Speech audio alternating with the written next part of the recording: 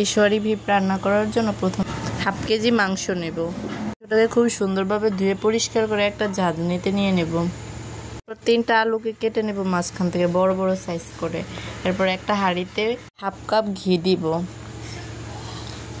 এরপর ঘিটা গরম হয়ে আসলে মাংসটা দিয়ে দিব।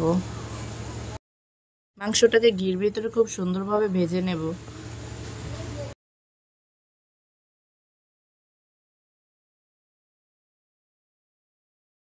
মাংসটাকে ঘির ভিতরে খুব সুন্দরভাবে ভেজে তারপর স্বাদ মতো লবণ দেব।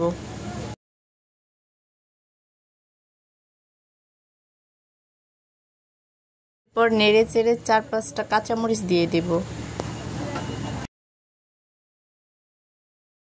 এরপর একটা ঢাকনা দিয়ে ঢেকে দেব।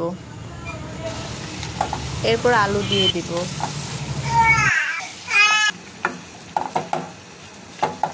এরপর 1 কাপ গরম পানি দিব।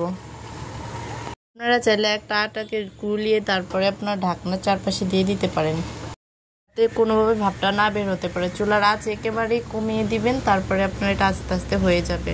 এভাবে করলে মাংসের টেস্ট আরও ভালো আসে। এরপর মাংসটাকে খুব সুন্দরভাবে নেড়ে চেড়ে নিব। আলুটা সিদ্ধ হয়ে গেলে, মাংস সিদ্ধ হয়ে গেলে আমি নামিয়ে নেব।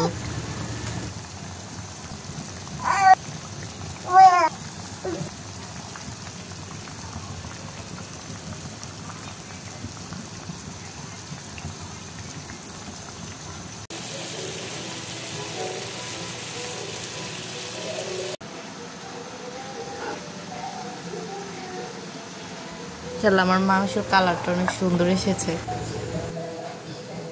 আপনারা চাইলে আরেকটু ঝোল রাখতে পারেন।